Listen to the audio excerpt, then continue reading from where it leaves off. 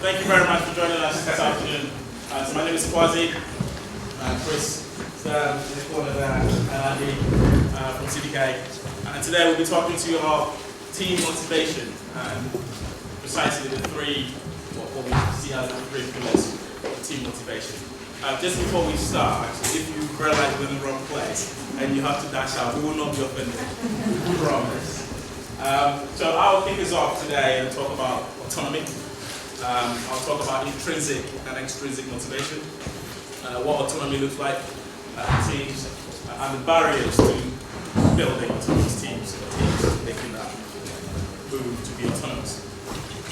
I'll then pass on to Andy to talk about mastery, where he'll cover marginal gains, feedback loops first, marginal gains, and looking for detail that's not there. And then Chris will take over and talk about purpose, talk about why purpose is important, the three levels of purpose, and setting purpose in Agile teams. So, autonomy then. How many of you have heard of the candle? Can you speak louder, please? You can't hear me? How many of you have heard of the candle problem? Good. Okay. Because of our time, I will not go too much into detail of it, but if we do shave time off before the end, then I'll go into the exact detail. I'll tell the context of it. So, this is the problem. Professor Carl Dunker in 1945 got a group of people together effectively to understand how group teams motivate themselves or how to solve complex problems in the quickest possible time. He gave them these equipments: table, candle, box of tacks, and a matchbox. In 1962, another chap came along called Sam Blacksburg, and he did the same experiment, but he tweaked it. What he did was he got the same set of people, same problem, but that's the solution. So problem, solution. This is effectively what we're looking for. Candle lit up above the table without dripping wax on the table. That's the solution that we're after. What Sam Blacksburg found as well, what he did was he introduced the concept of incentives. So he told a group of people saying, okay, you go solve this problem, and if you do it quickest, you get this amount of money. What they found is there is a concept of functional fixedness, whereby a group of people that were trying to solve this problem looked at the box as a content holder, not as part of the solution to the problem. And what tends to happen is when you add incentives to performance, or pay for performance, what you actually do is you achieve the opposite. You don't motivate the team, you actually put more pressure and more stress.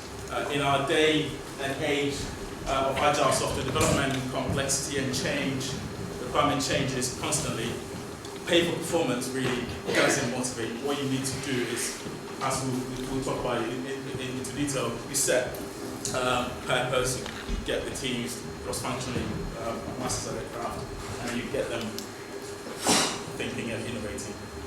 I'll kick off with the intrinsic and extrinsic motivation. So there are these two ways in which we motivate ourselves as humans. Extrinsic motivators are effectively the external causes, the if-then motivators. So take for example, if I want to go to Harvard Business School, then I really need to get good grades, because otherwise I will not make the cut.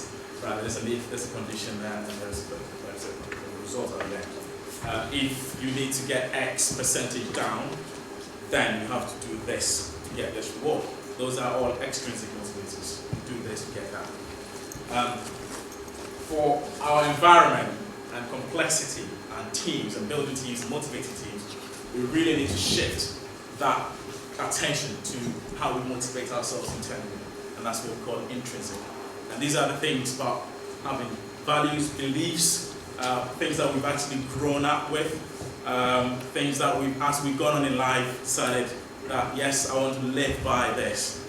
So values, beliefs, the desire to actually succeed, which or direct your own path, which is classified under autonomy. The desire to be really good at what we do. So take gamers, for example. World of Warcraft, there are people that really get into it, and they're really classified as masters at what they do. You Google World of Warcraft gamers, you get top gamers, and they really take pride in that. And it's something that drives them from within. Yes, I really want to get good at this, so I'll put time and invest in it. That's all driven from within. So those are all the intrinsic motivators which we need to focus on within teams to get teams motivated, not the others, which is the external causes, extrinsic, which demotivates, it carries, not taking. So if they're motivators, they do work in certain environments. So take factory lines and manufacturing where things are very specific and rigid and aligned. We can mark performance based on a specific entity. But in the team, agile teams, any form of agile practices that you're doing, you want to focus on teamwork, and you can't really focus and pay or reward people with extrinsic motivators and say, okay, if you do this, you get this reward. So there was a lot of alignment in some of the sessions I've been at. Spring Theory 1, so there's a lot of alignment in that one as well. And effectively, it's about building teams and motivating and going through the same vision, same goal, which Chris will talk about. So what are some of the barriers then in terms of teams failing to actually exhibit these autonomous traits? There are, precisely maybe what autonomy looks like. I think I'll start with that first. So how do we see teams exhibiting autonomous traits? So there are, a team is autonomous. For example, we can say, as a team, we decide, without any red tapes or any harassment from the organization or any sort of management level, we decide how we want to run our agile process, our technique, or we change our processes the way we want to suit what we need to deliver. Because effectively, there are times where you have to deliver things which is slightly different from what you've done previous sprints, and you need to adapt, you need to change a few things, and as teams you need to have that autonomy to say, yes, we want to work this way to deliver this, because this works best. Teams that are really autonomous look at failure as a resource. And again, failure is one word or something that a lot of organizations don't want to hear, because they don't really want to accept zero tolerance failure. But what happens is when a team fails, and again, we're not saying fail every sprint or if you're doing anything, they fail every time, but when you fail, that's when you know you're pushing yourself, you learn, you adapt, you retrospectively look at what you did, and you learn one way not to do it as a team. And again, you don't want individuals failing, because then that contributes to a bigger failure. But as a team, if you do fail, you have to learn from it and bounce back. There are barriers to teams actually executing this, and one of them, I think, for me personally, is culture, so personal culture, which is, again, the stuff that I spoke about, values that we have brought up with and we've sort of lived by right from birth. Personal culture, so background, pride, values that we actually live by. Organizational culture also plays a huge part in this.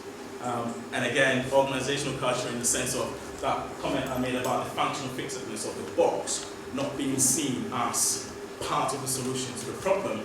If you are in an organization and you start hearing things like, this is how we do it here, for example, it is a sign of being rigid and being part of a functional, you can't really think outside the box in terms of the kind of problem.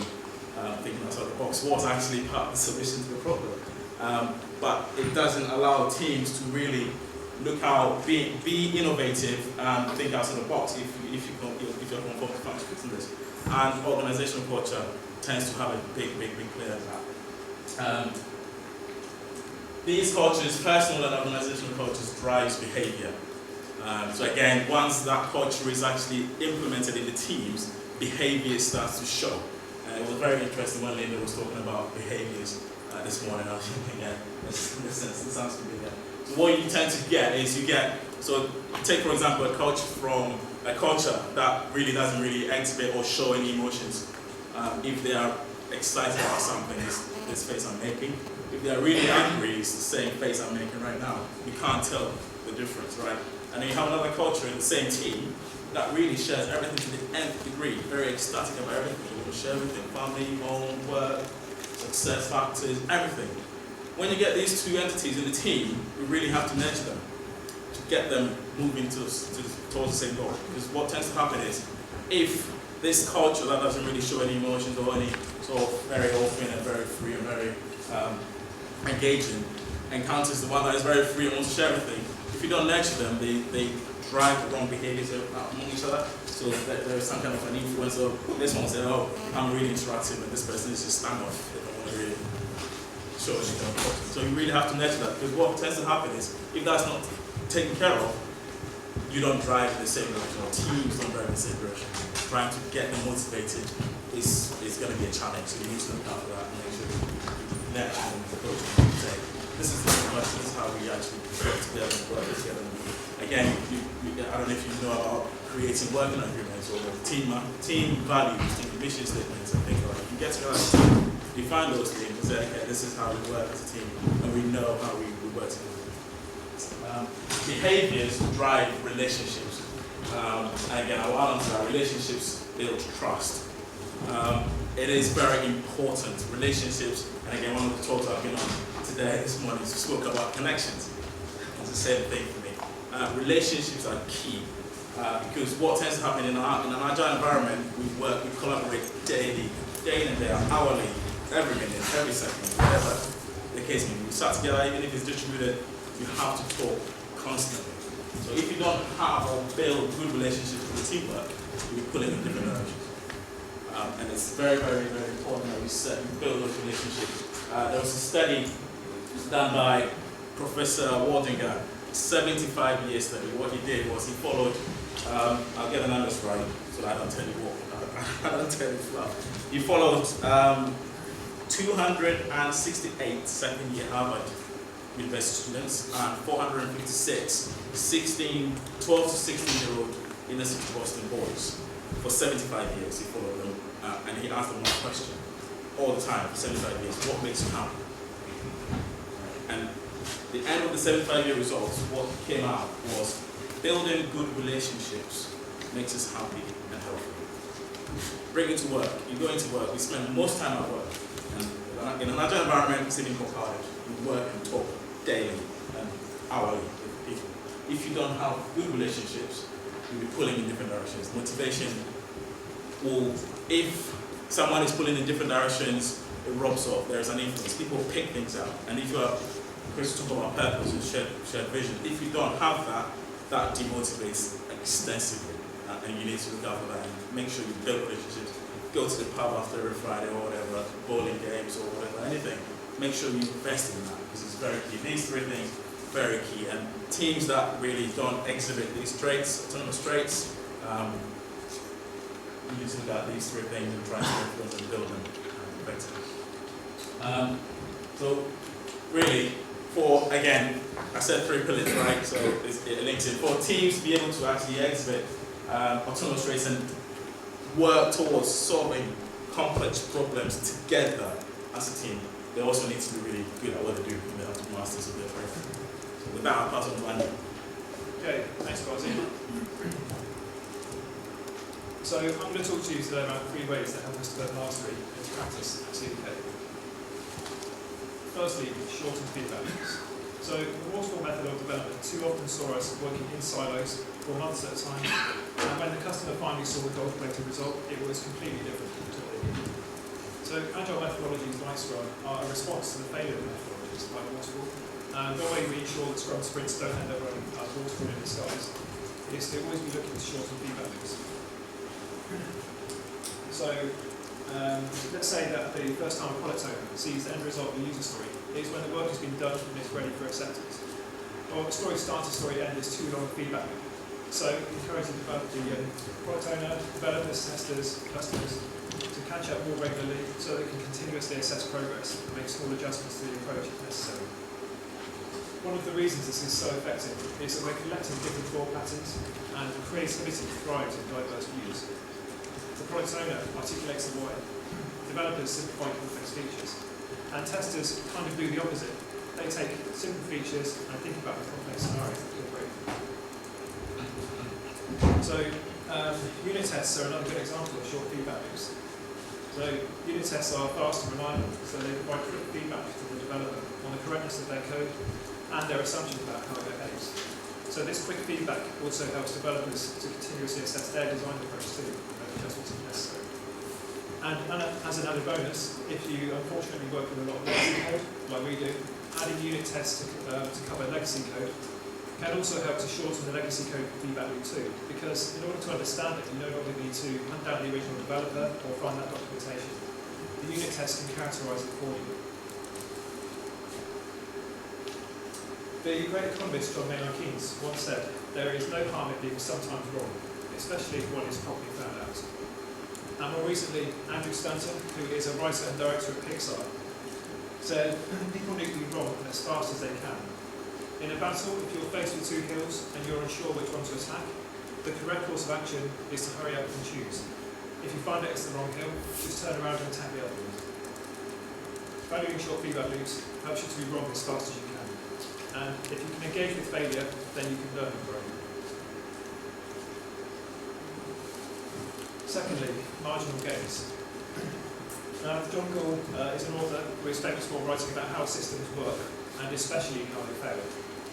Gall's law makes the point that all complex systems that work evolve from simpler systems that work. So, if you need to build a complex system, build a simple system first, and then improve it over time.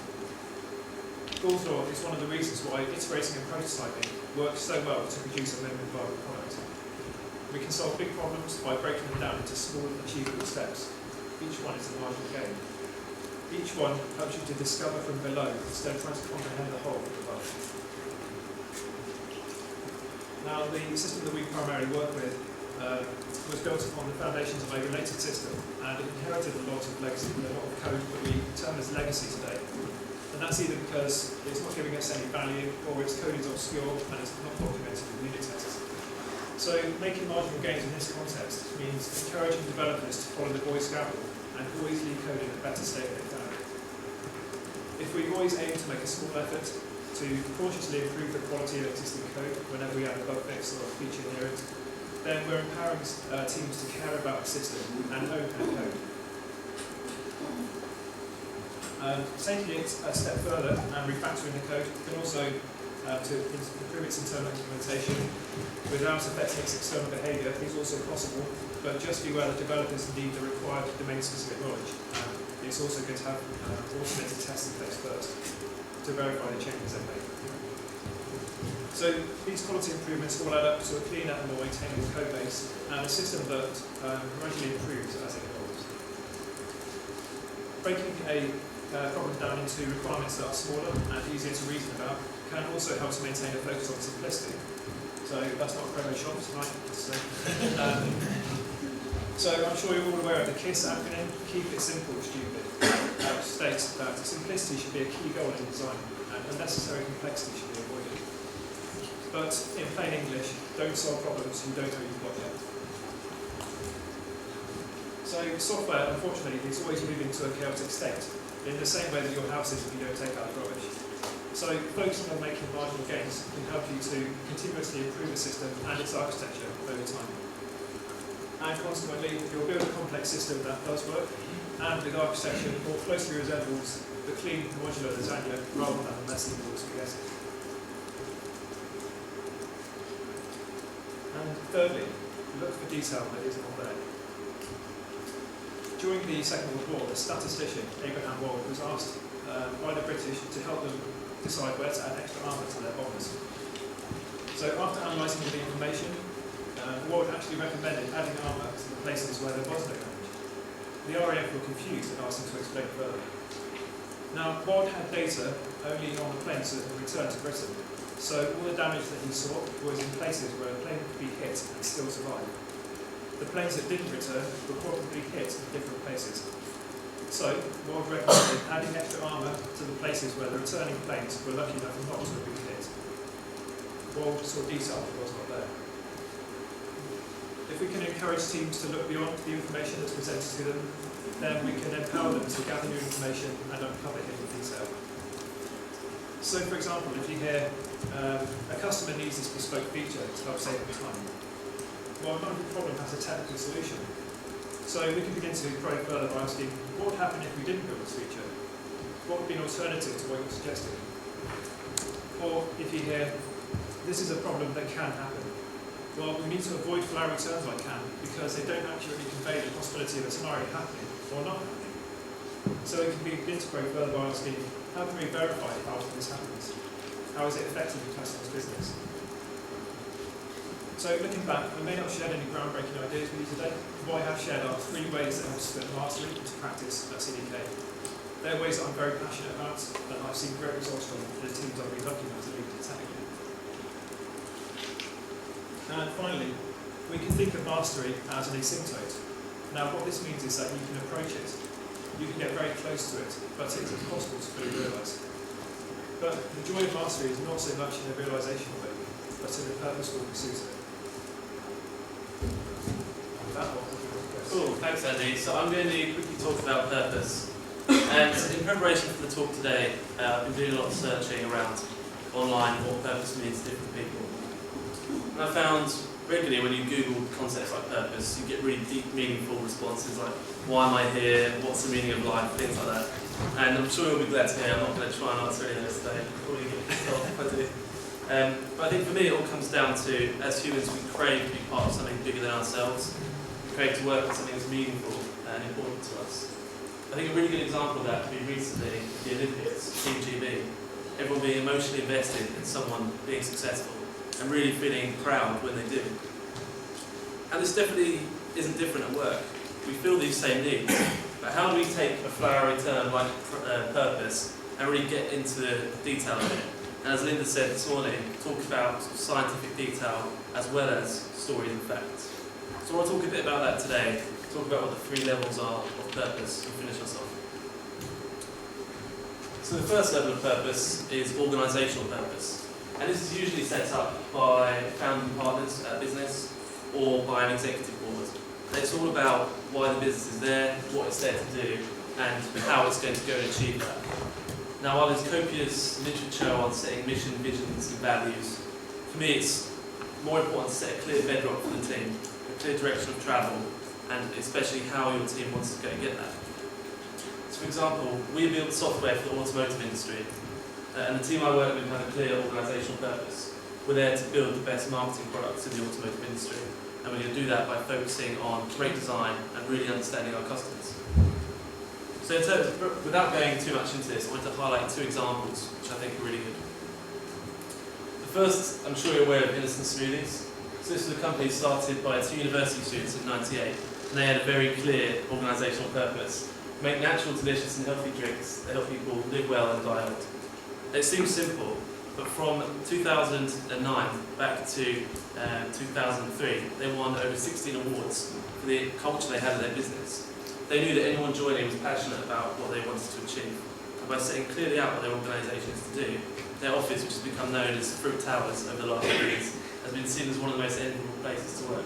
So there's a certain buzz, and everyone's speaking the same language. The second is task-based purpose. And this is all about, I understand where we're going, but how is what I'm doing today, how is this user story going to help us get there? I think it's interesting to analyse something by looking at its opposite. So for task-based purpose, the opposite of this is doing something for no reason. And this is actually a technique used by many judicial systems, such as in the US. They get prisoners to dig holes and fill them back in all day, because they knew that doing something for no reason, as people, breaks us down and we really hate doing it and demotivates us. So how can we get this task-based purpose in our Agile teams? And what does that look like?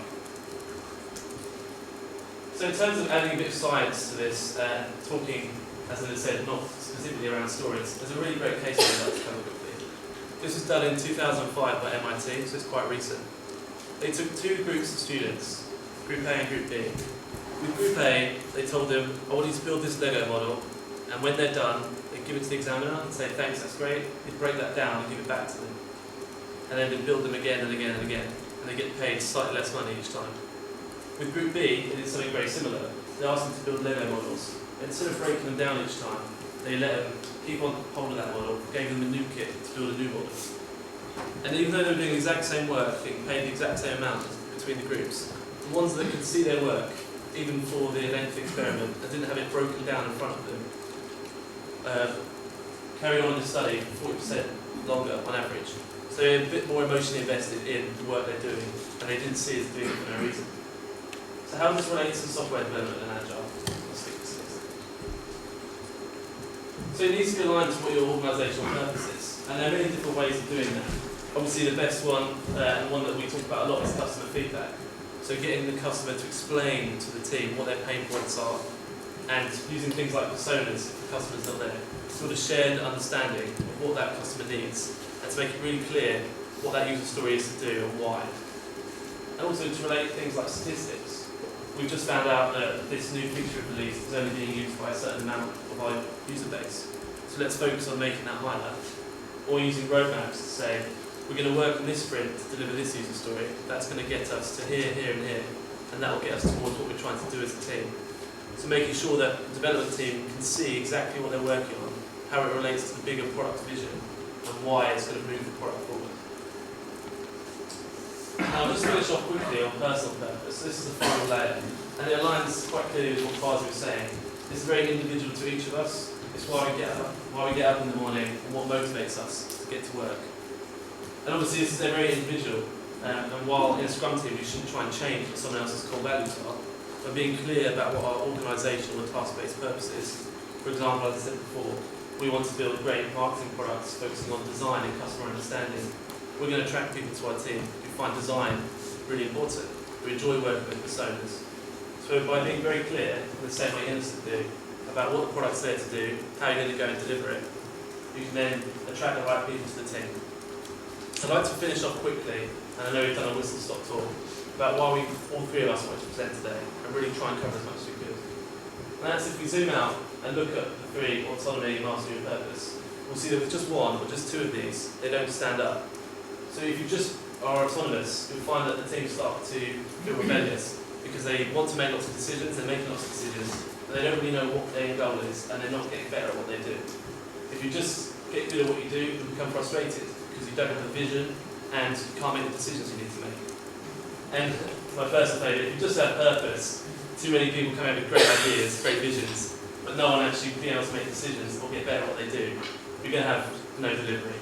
And again, in between each of these, you'll find, I'll take one example, if you have purpose and mastery, so a clear goal and people who are motivated and know what they need to do, but they can't make the decisions they need to get that goal, you'll see people start to get frustrated and leave business. And it's only when you start to see the three come together, and you touch on the points we've raised today, that you'll actually build a successful team and start to motivate. And although we've tried to cover quite a lot today, it's obviously very high level. We're going to be around in Studio B, for the next 2 days. So if you have any further questions or want to go over where you think you might fall in this grid, or dig into detail more, please come by and speak with us. We'll be happy to hear from you. And that's all we want to cover today. I don't know if we have time for any quick questions or but yeah, as Peter said, please find us Studio B, we're there, CDK, questions. I can talk further into the independent problem as well if you need. But if you just Google it, there's plenty of material on there. It's quite fascinating. It's quite a lot of material on that as well. Very interesting experience. Thank you very much.